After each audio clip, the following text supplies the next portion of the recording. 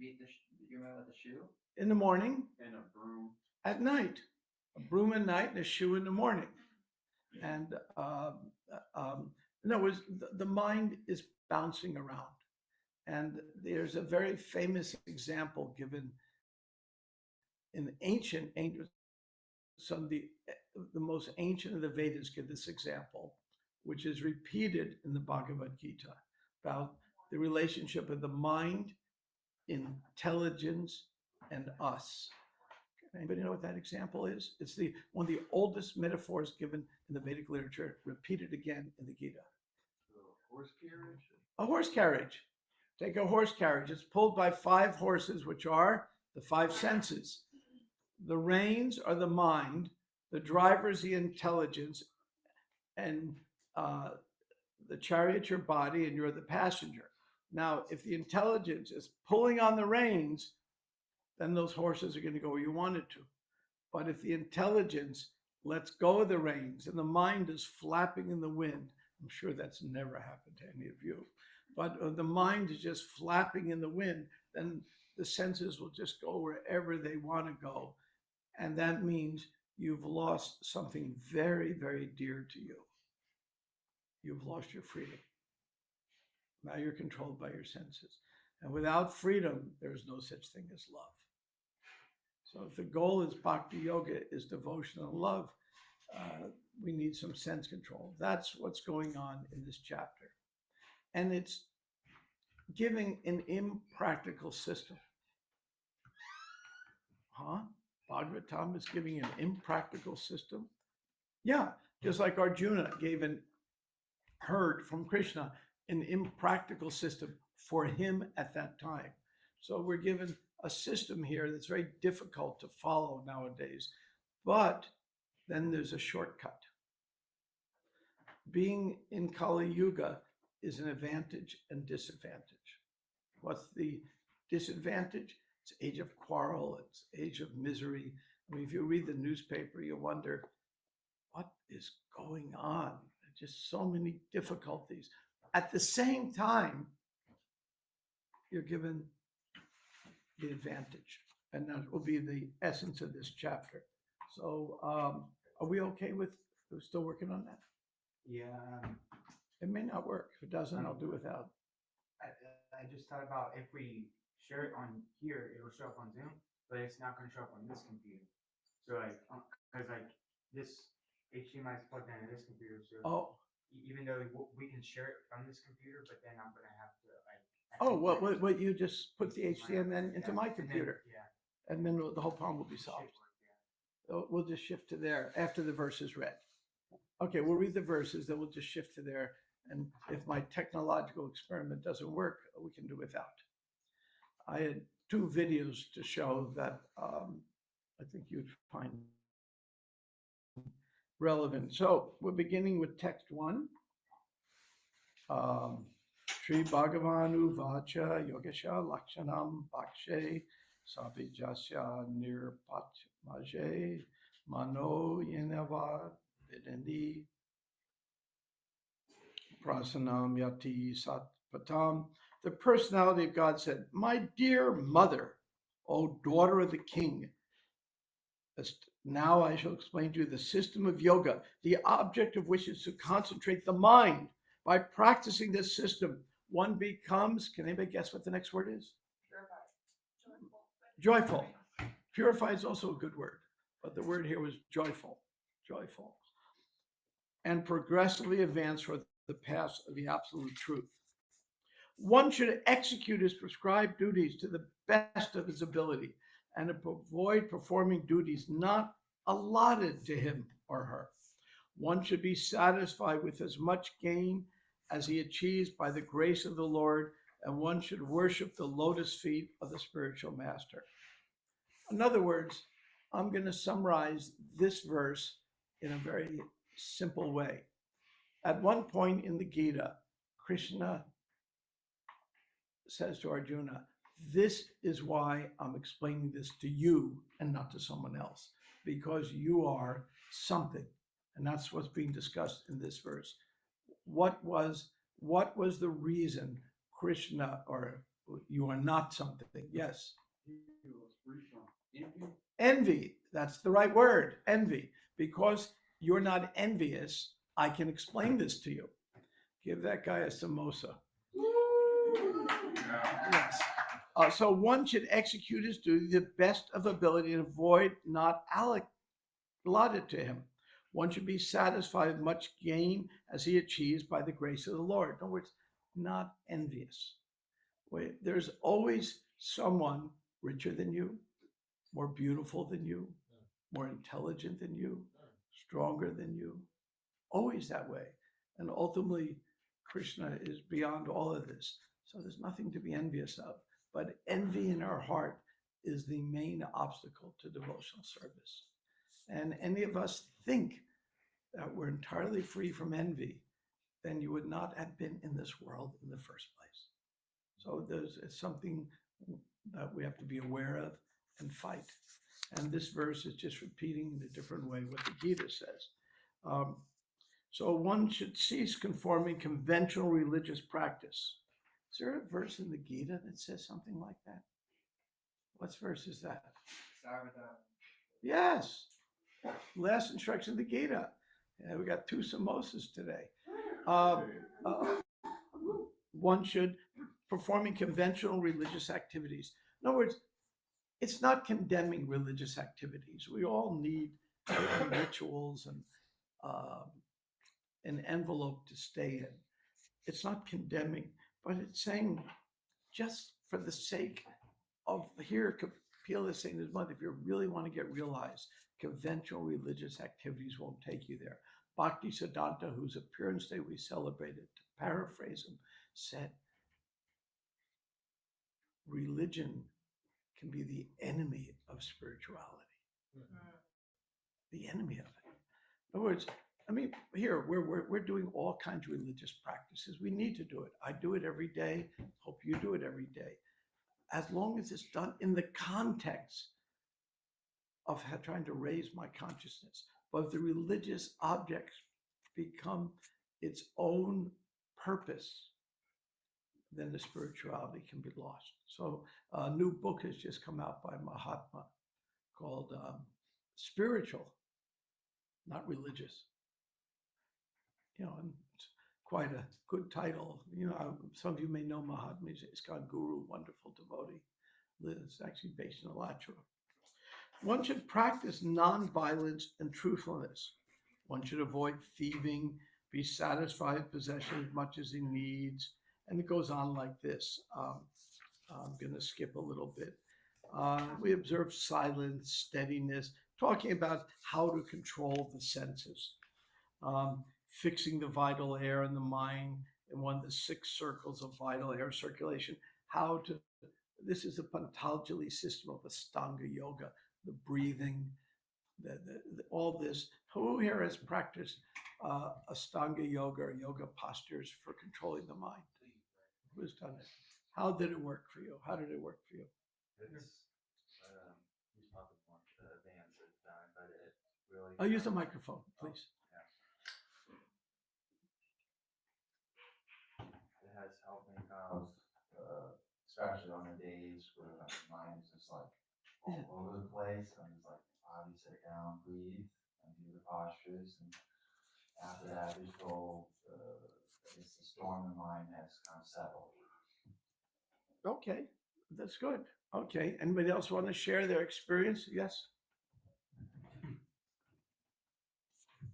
So pranayama and yoga asana is what like first got me into Yeah. in a sense the spiritual life. And so for me it's like it starts my day off right. Like if I'm sore or anything like that, I just stretch and I do some yoga postures and especially like up dog, really good for your lower back if you sit a lot, like how we're all hunched over a lot of times we sit Indian style so much. Yeah. We just gotta do that. And so for me, it gives me energy. The most pranayama, like before if I'm chanting, I'm starting to feel a little tired, and I can use it to pick me up. If I'm, trying to go to sleep and I'm having a hard time of not racing thoughts, I think the pranayama techniques help you to get ready to sleep. When Satchidananda Swami is giving a class, he's one of my favorite teachers. And who here has been to Satchidananda Swami's seminar? simply wonderful. You can't get enough of him. Here's one thing he does. He's in a class. We're at New Vrindavan. It's not air conditioned, getting a little warm. People are sitting there. He says, okay, here's what we do. And you'll do it with me. He'll take his arms. You're sitting in your chair. And he goes, we're going to breathe and go. Go ahead.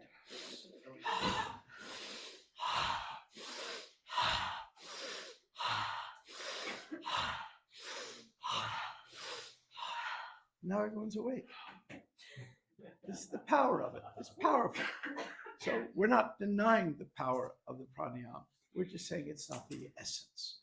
That's the point that's being made here. So I was saying yogis should do these things. But it's saying when it says don't be distracted by religious practice, that's one of the distractions. So if that was your end goal, that would be a distraction. But if it gives you some, at night I do Tai Chi and I fall right to sleep. You know, I couldn't do a replay of a Bhagavatam class, maybe have the same thing, I don't know. Some have suggested that, but we won't go down that nasty road. So the yoga who practices breathing are very soon freed from mental disturbances. So that's the next verse. It frees us from disturbances. When the mind is perfectly purified by this practice, one should concentrate on the tip of the nose with half-closed eyes. This is the part that when Krishna is explaining to Arjuna, he's starting to scratch his head and say, It's getting a little difficult here. The personality of God has a cheerful lotus-like countenance with ruddy eyes like the interior of a lotus. Now we're getting to see how by this concentration one starts seeing the Lord. Now for the real successful yogi, you can see the Lord. That is the success. And the next verses go on to describe, and I'm not going to read those verses, what the Lord looks like, how beautiful he is. It goes on, and I'm going to jump ahead to the main verse for today. We're going to go to 18 next. The glory of the Lord is always worth singing, for his glories enhance the glory of his devotees. One should therefore meditate on the Supreme Personality of Godhead and upon his devotees. One should meditate on the external form of the Lord until the mind gets fixed. Now we're getting to the whole point of yoga. The whole point of it is to meditate on the Lord. And if we find, like Arjuna did, it's more difficult than to control the wind, then the shortcut is given. And the shortcut is given in the purport to this verse. Because, again, for those of you who wake up and do your pranayams in the morning, I'm in no way discouraging you from doing that. That's fine. Yet we always have to remember what the goal is. And we're going to jump ahead in the purport. The same purpose is served when the devotee worships the form, the Lord in the temple. In other words, if we can't, as a yogi, see the Lord in our heart, we can worship the Lord of the form in the temple. And that is another feature of this yuga. In prior yugas, we didn't worship the Lord in the temple. In the last yuga, that began. And in this yuga, it's a way because to control the mind, again, more difficult than controlling the wind. So there's no difference between devotional service in the temple and meditation on the form of the Lord, since the Lord is the same wherever is the same, whether he appears within the mind or in some concrete element. And I'm going to jump ahead a paragraph. Another word in this verse is punya slokam. The devotee is called punya sloka, as one becomes purified by chanting the holy name of the Lord. So one becomes punya, purified, simply by chanting the name of a holy devotee. The pure devotee and the Lord himself are different. It's sometimes feasible to chant the name of a devotee. How do we begin usually our japa sessions? What mantra? Yes, Jai Shri Krishna Chaitanya Prabhu Nityananda. We're chanting the names of the devotees, saying, please help us connect with the holy name. It is sometimes feasible to chant the name of a holy devotee. We chant Jai Prabhupada. This is a very sanctified process. Lord Chaitanya was once chanting the holy names of the gopis when his students criticized him. Why are you chanting the names of the gopis? Why not Krishna? Lord Chaitanya was irritated by this criticism, so there was some misunderstanding between him and his students. He wanted to chastise them for desiring to instruct them on the transcendental process of chanting. Now the main verse, let's go to 19.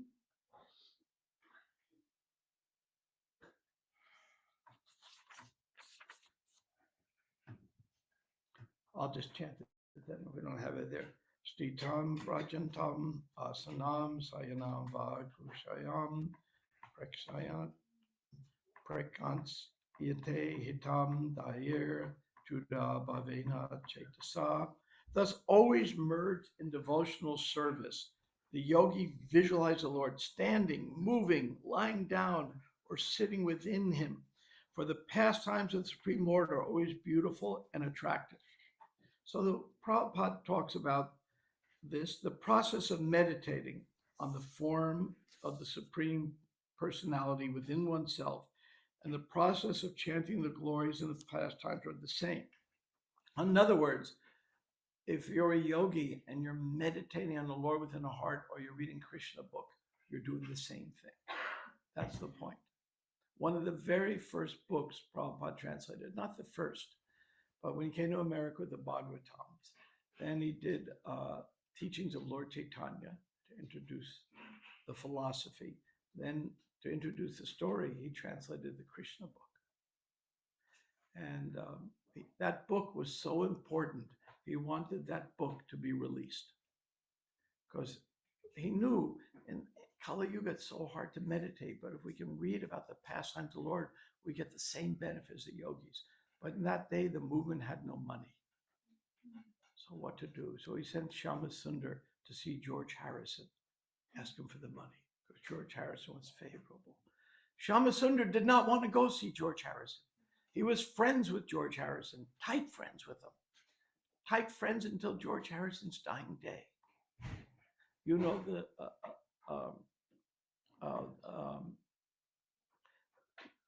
there was the final album by George Harrison. What was that called?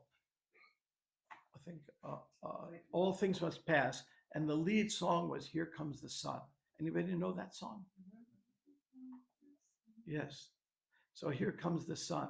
So George Harrison calls up Shama Sundar. He's in Italy. Shama Sundar told me the story and says, I got a new album. Turned out to be his final album. I have a new album. And my producer doesn't think this song should even be on it. It's not that good. I also feel that way. This isn't such a good song, but let me sing it to you. So he sings it to Shama Sundar over the phone. And Shama Sundar goes, George, this is your best song ever. This is your lead song on the album. And that's how Here Comes the Sun became the lead song, which is a beautiful, beautiful song. If I had time, I'd play it for you today. But because it's about Krishna. That's what George Harrison was thinking of. So that's how tight Shama Sundar was with George Harrison. So when Prabhupada said, go see George Harrison, ask him for money, everyone asked George Harrison for money. Shama Sundar's relationship was never to ask anything from George Harrison, just to offer him. So Prabhupada, I can't do that. Prabhupada said, you must. So he goes to see George Harrison to ask him for money. And he's so shy because that wasn't his relationship.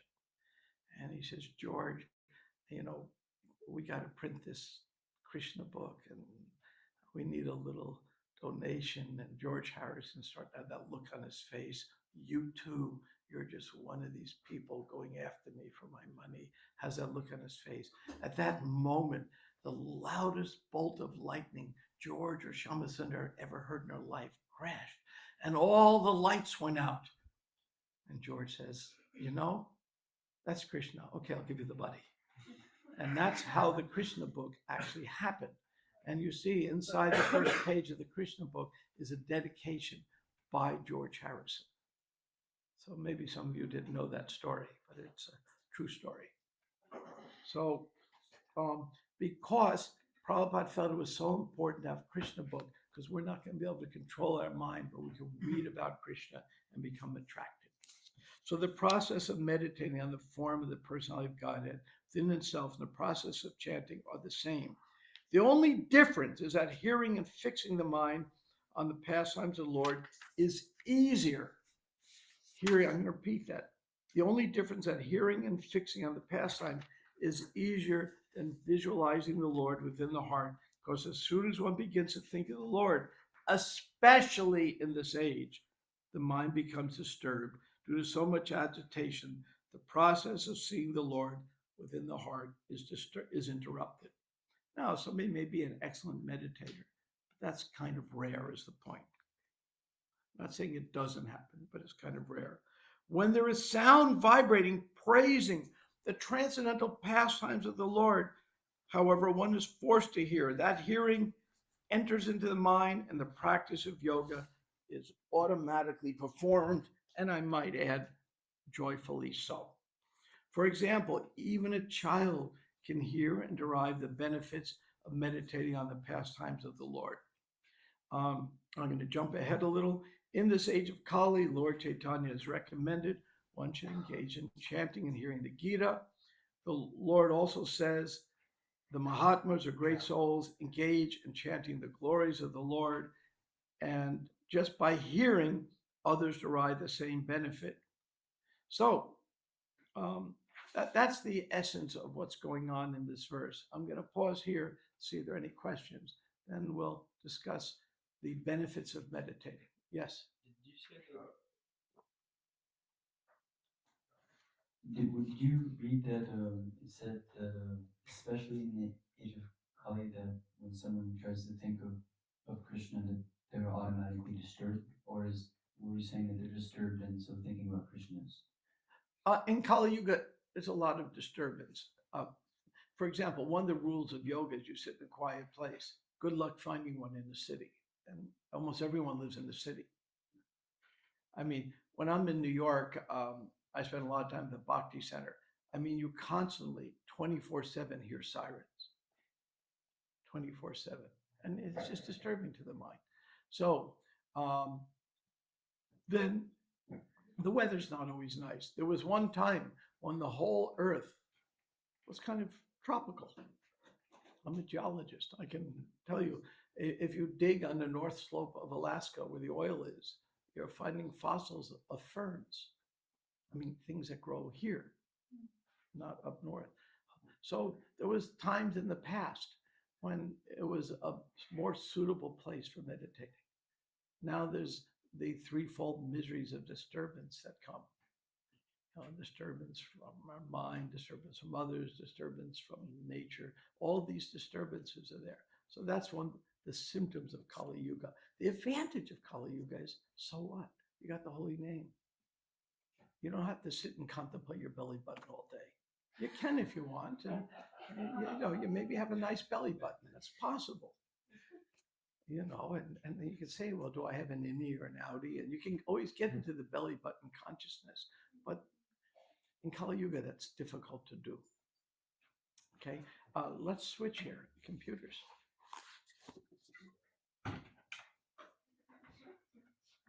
This technology may not work. If it doesn't, I'll describe it verbally, what I'm planning to do.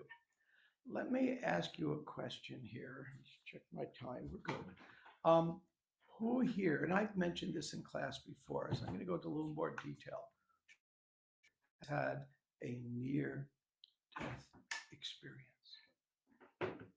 In the back, tell us about it with a microphone. The real question is, which one? There's a bunch. Pick one. The best one. Oh, The most deathly one. The most interesting one. Oh, wow. Most not explicit. I'll censor as much as possible. Good. Because I know Perfect. we don't lie. But Okay. it was So let me put the computer. winter 2017. It's Christmas Eve, winter 2017. And me and a best friend of mine, we passed away. I'm supposed to share? Yeah. Okay. Straight. So whenever you're ready. Okay. Gee. Okay. Oh, go on. Sorry. Oh, no, Technical delay. Yeah, me and a best friend of mine who passed away, we we was out late night, you know what I'm saying? We both had nowhere to go. We just hanging out. You feel me? You know, we was a little high or whatever. So we walk into the store. So when we go to the store, you know, where everything's like straight, it's store's empty, but the Arab's still in that bed, they running it or whatever. I go, I get a wrap, I get some snacks, and I walk out. Well, I'm finna walk out. And as soon as I'm finna walk out, like as I'm walking out the door, like finna like cross the threshold, some a shot is fired and a bullet hit the glass. Oh my. And the glass shattered and I back up, but it was right like near my like I can feel it, the heat of that bullet. You feel what I'm saying? Yeah. And I stepped a little, like a few more inches, I would have got shot in the face. You feel me? So that was one time, and that was Christmas Eve 2017. And me and my homeboy, we stuck in the store, we banging it out. You feel what I'm saying? And we ran off. Police came. Okay. Well, here's a common thing that happens when people have near-death experiences. It changes their life. And there's a Professor Bruce Grayson who Bhakti Institute works with for 50 years. He's a psychiatrist, University of Virginia, very reputable, written many books. Anybody here read any Bruce Grayson books? His last one was called Alive. He was basically an agnostic or even atheist doctor, and a patient had an experience that he couldn't explain near death. He started studying it, and how that impacts with meditation we'll get to. So I'm going to show you a video clip that might help explain near-death experience, but I'm going to conclude in a surprise way that you're not expecting for those who are familiar. So anybody here heard of Oprah?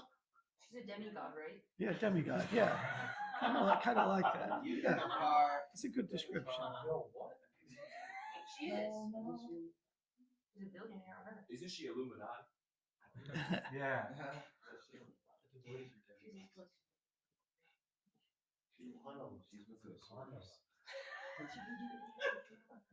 Okay, we are screen. Oops, wait, I didn't do that right. My mistake.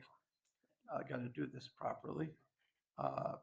Sharing, and I got to click these two boxes, and then I click here, and we're going to watch this just a few minute clip here. Oh, good. And then we'll enlarge this and tell it to go. Have done shows and had multiple conversations where there are people in your same field and scientists who say that this is some form of a hallucination based on chemicals in the brain that's causing these experiences. And I'm obviously sure you've heard this too. You've had to come up against this for many years. And what do you say about that? Well, I understand it because I started from that perspective. I was raised in a materialistic household and went through traditional training in science and medical school, where we were taught that the mind is what the brain does. And when you die, that's just it. But I've been a psychiatrist for half a century now. I know what mental illness is like. I know what hallucinations are like, and they're not at all like near-death experiences. Tell us what got you into this, because there was a young girl. Yes. Yeah. Well, as I said, I went through medical school with this materialistic mindset, and one of my first weeks as a doctor, as a psychiatrist, I was asked to see a patient who overdosed in the emergency room. When I went to see her, she was unconscious. I could not arouse her, but her roommate had brought her in and was waiting down the hall to speak to me in another room. So I went down to speak to the roommate and got information about the patient. Went back to see the patient. She was still unconscious, so she was admitted to the intensive care unit overnight. When I went to see her the next morning, as soon as she woke up, I went to see her and introduced myself, and she stopped me and said, "I know who you are. I remember you from last night." That's kind of stunned me. So I said, I thought you were out cold when I saw you. She said, I was, but I saw you talking to my roommate, Susan, down the hall. I just got startled by it. I didn't know what she was talking about. I assume someone's playing a trick on me here. Mhm. But then she went on to tell me about the conversation I had with the roommate, what I said, what the roommate answered, what we were wearing, to find details. And I didn't know how she could have known all this. Yeah, so that threw you It threw me. I because nothing in medical school had prepared you for not that. at all. Nothing in my life had prepared me for this. Yeah, this is the thing that I remember. She knew Yeah. that you had a stain on your tie. Right, right. And when I went to the emergency room, it was covered up by my white lab coat. I had opened it to talk to the roommate, and it was a very hot night in Virginia. And then I closed it up again before I left. So no one but the roommate had seen that spot. And somehow the patient who was unconscious the whole time knew about it. So when you first started to talk about this or had the courage to actually mention, things that you had experienced with patients and knew were being awakened to NDEs, even when we were. He highlights about in his books, he talks about dozens of these phenomena where somebody is lying, their eyes taped shut, their eyes are taped shut, they're under full anesthesia. The doctor leaves the room. It's a 6-hour surgery. Doctors will take a break.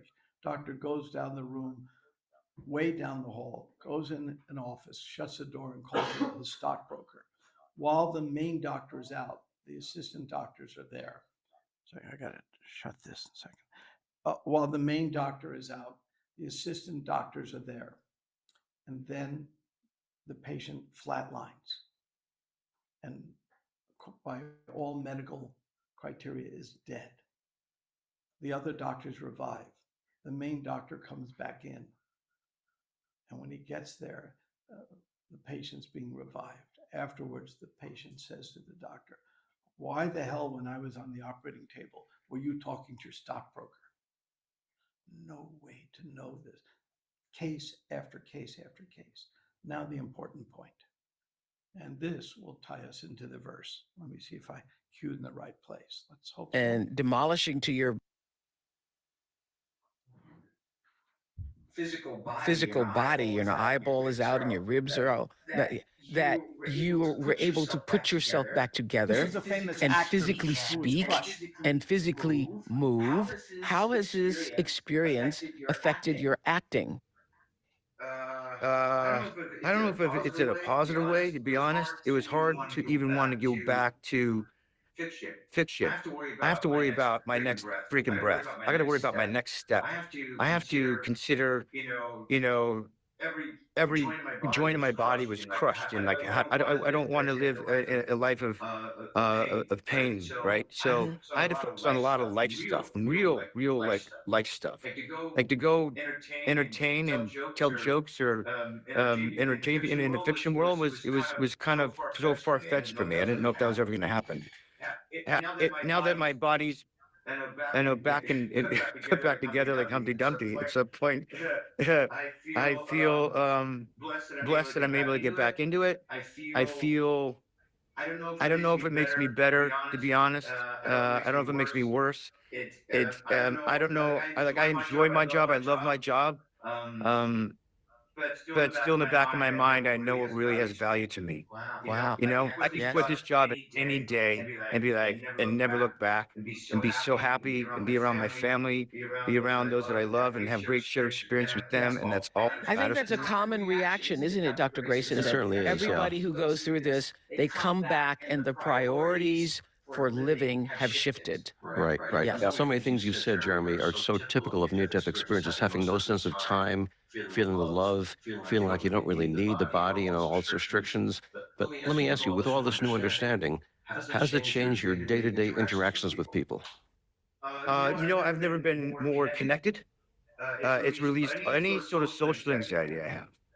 I have never felt more confident. I get something that comes like a peace. That is exhilarating peace, which is just an antithesis of words, but I feel so at peace. I got a wink from the universe saying like, hey, now you got to see behind the curtain. So I got to come back and do exactly what I want to do, and nothing is in my way. There's no obstacle. I'm never afforded a bad day. I've been tested to my limits of pain. So pain is just, it's nothing. That's just a human construct. It means nothing. So I live my life so connected, so always with love driven. It's definitely changed in the sense of like I don't pursue things that. Okay. Now for the surprise ending. The point I wanted to make is people who have near-death experiences, overwhelming majority, it changes their life. Their values change. They're connected. They feel more peaceful. They're not angry. Their quality of life dramatically improves. Now, fast forward. There's a professor, a very dear friend of mine at the University of Florida, named Lou Ritz. He is taught for generations, all the medical students, their neuroscience, how the brain works. He's also been a meditator for, same as me, 50 some odd years. In a different tradition, but vegetarian meditator, very first cousin tradition. So he gave a talk on near-death experience at the University of Florida, which I attended. And this is what he talked about, what you just heard. The experience, what it's like, all the evidence for it. Then he gave a talk at the Bhaktivedanta Institute. This is on our website, our Insight Stream. And he went into a very different place than I had expected. A wonderfully different place. He talked about the near-death experiences, setting it. And then he said, but none of you need to have a near-death experience to get all the benefits. All the benefits of the near-death experience, changing your life, changing your values, making you a better person, giving you greater connectivity, and in many cases, connecting with the Supreme Lord. All of those benefits you get just simply by becoming a good meditator on the holy name. That's what he does. In other words, we don't need to strangle each other to the point of death to have that realization. We don't need to some people take psychedelic drugs, and I'm sure none of you have ever done that, but some have taken psychedelic drugs and had experiences which sometimes brought people to Krishna, admittedly so, it has happened. But you don't need that to get there. A near-death experience may take someone to this meditative state that Kapila is describing to his mother. A psychedelic drugs may take you there. Various things may take you there. Aṣṭāṅga-yoga system can definitely take you there, but it's so difficult. And you don't need it if you just chant the holy name and actually hear the mantra. You get all of those benefits. And that's the point I was trying to make today. And that's the same point that Prabhupada is making in the purports of these verses. So we'll stop here and see if there are any questions. I have another video clip, but we ran out of time. But I hope that was interesting for you. Yes. This just randomly came to my head. What would you say about people who have near-death experiences but don't change afterwards? Yeah, that happens. The overwhelming majority do change. That's the point. Some don't. It's possible. I mean, we can be very stubborn. We have that freedom. It's like Prabhupada describes three kinds of people who learn. First one learns by, let's say, there's a radar trap on 8th Avenue by West Side Park, because you go down that steep hill, and so the cop sits at the bottom because you can catch people speeding. I know, got me. So, so a smart person knows, hey, I can't speed, reads a sign, doesn't speed. Somebody a little less smart has to see someone else getting a ticket. Oh, I better not speed. A real dummy, which I was, has to go and get a ticket before they know you better not speed down that hill. So there are different ways of learning. So somebody can be very stubborn and not learn the lesson. But the overwhelming majority do learn the lesson. And that's what Bruce Grayson, I know Bruce Grayson. I mean, we've had interviews with him, and wonderful person. Our institute works very closely with his institute at the University of Virginia. And it's just that there's just too many that have that change. But, we can be stubborn. We don't have to learn. Any other questions or comments? Yes, please. It's really short and sweet, like life, but life and death happen so quickly. Yes. It's just a principle of life and death.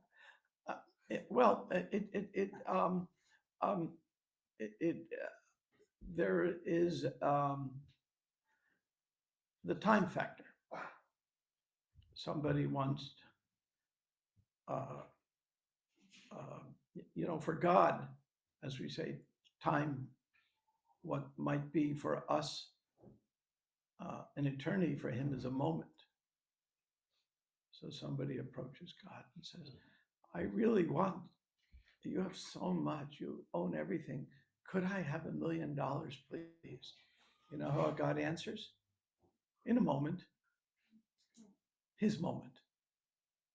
For us, it's a lifetime. That's kind of the old joke. So, yes, and back. It's more of a comment instead of a question, but it's more. That's okay. Bhakti yoga and submission to the Supreme has taught me the understanding of not being afraid of death and accepting it. And especially reading the conversation with Arjuna and Krishna over and over and over again, definitely understanding that the soul can either be slain by fire or a sword. Yeah. And it's like now I embrace death in a way that I didn't before. Like I was always always trying to run from it or trying to not think about it. But now I accept it in a content way. I don't know if anybody else, if Bhakti Yoga gets them to that point, but me, I at this point, I fear death. I see it as a doorway, not as the end. Yeah, being free from fear is one of the symptoms of advancing in devotional service. Prabhupada's name, does anybody know what his name Abhay Charan means? Fearless at the feet of Krishna. Yeah, fearless. It means not fear. Prabhupada really didn't have fear. I mean, he just, Prabhupada didn't do, when devotees were in a war zone, Prabhupada was so nervous he could hardly sleep. He wanted to know that they were safe. Prabhupada didn't want us to be foolish and hurt ourselves. So he was very compassionate, but at the same time, he himself didn't have fear. So why? What's the secret of not having fear? Yes. Microphone. Yeah. Be sufficiently afraid of Maya. Oh, being afraid of Maya, we must all be. But being afraid of death means, to rise above that means that we accept that Krishna is in charge. And we won't be able to do that unless we're sufficiently afraid. So Advaita's point is we must be afraid of Maya, and it's a very cogent point, because if we think that I don't need to be afraid of anything, and hey, I could go, let's say used to be an alcoholic. I wasn't, but let's pretend I used to be an alcoholic. I'm sure no one in here ever was. Let's say as an alcoholic, the stupidest thing I can do is walk into a bar and tempt myself. The stupidest thing I can do. And meditate on Krishna. Yeah, exactly. So if we're not fear of Maya and we act fearless in that way, that is, as Advaita correctly points out, extremely dangerous. So we can be fear of Maya, but not fear of death. That's an interesting combination. Thanks for adding that. That's helpful. So yeah, so I think we have to stop here though. I go over time and we have a Krishna lunch to serve. But thank you very much. Hope you all have a blessed day. It's going to start warming up again soon. So welcome back to Florida. Hare Krishna.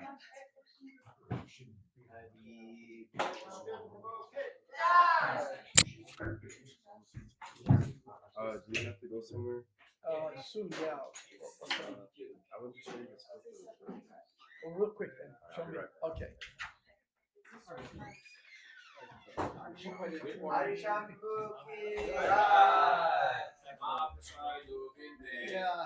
Yeah, Yogi had some family emergency. And I said, don't worry. What did he say? I said, no. Really? I'll talk to him. Yeah.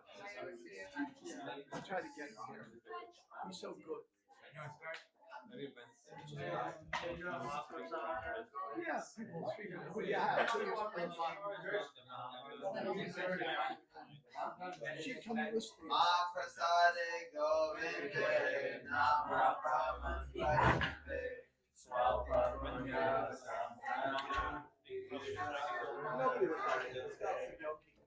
Fortunate persons develop faith in Mahaprasad, the spiritual food remembrance of the Lord. The deity of Śrī Govinda, the Supreme Personality of Godhead, is a transcendental Krishna and in the fight catalyst.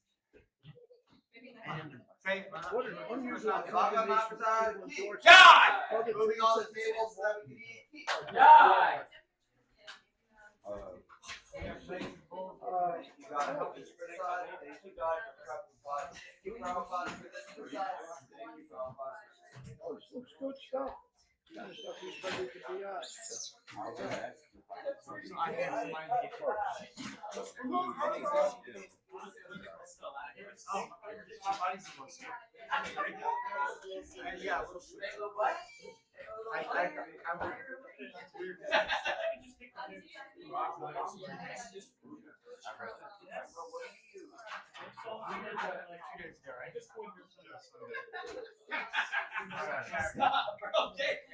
Something we should be familiar with. I mean, that is our topic.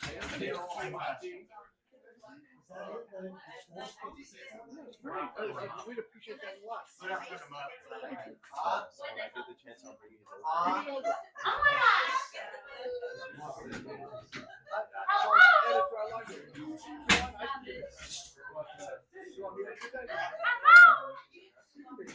Thank you so much. Did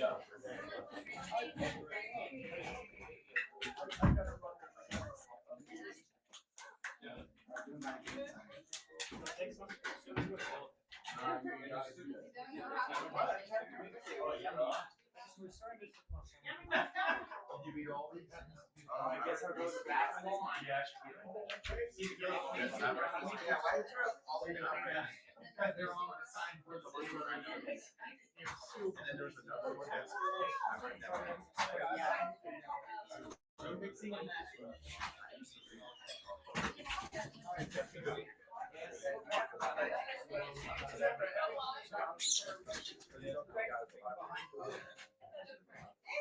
Transition. That would be in reverse. That would be in reverse order.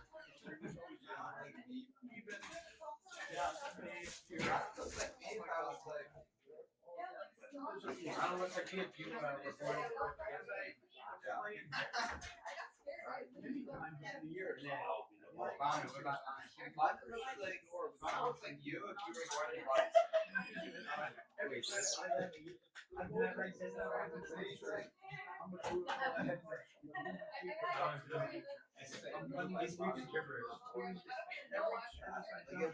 Well, of course, Brandon's soul was born at I mean, yeah. Okay, if we were in body I would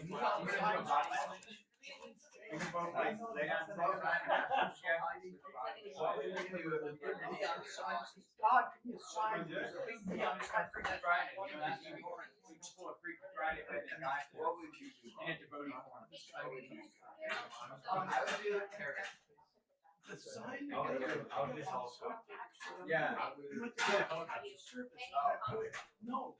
Try to jump off the building And the helicopter is wild helicopter. Whenever it change, I find it. It's like a soul being yanked out. I was a Jewish guy, I would be super frivolous. So I'm very. Here we are, Chris. Chris is squeezing the last country hard out of.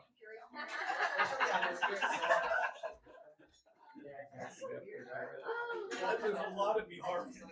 You're not.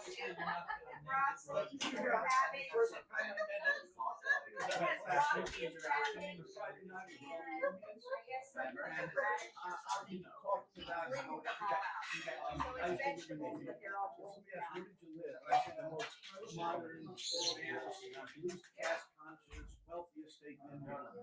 Everybody goes, well, where's that? How deep?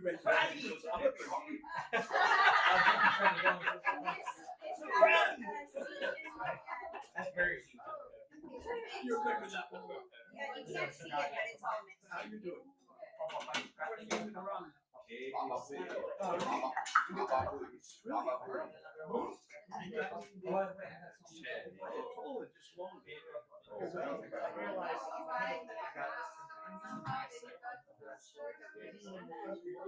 Wait, I need to get a second one for that. I didn't get one for. I'll get it from Narayan.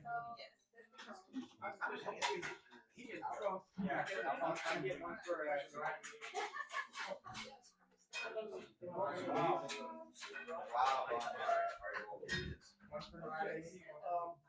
Harvey tried movie for mayor. You can get on the webpage and there's a donation. I'm going to do on the 18th, give you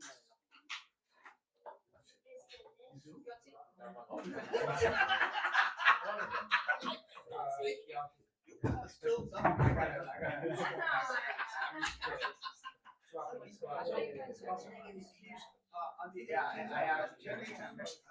he's giving the state of the city address. I was told that. And then on the 20th, where he's announcing his candidate. Hey, look, I forgot to turn off the live. It's still going. Hey, we're eating delicious food. And another 4 years. And then at my house, we're going to do a meeting sometime. I didn't realize the live still going. I was like, this is what we're doing. The water doesn't turn on. Thank you, out of town. Yeah. Haribo. It doesn't. 2 eggs and things, but basically vegetarian guy. Oh. Very emotive. Yeah. Oh yeah, I guess. Flip it on, so. Yeah. Turn it off, so. I'll find out Saturday. As of last Saturday.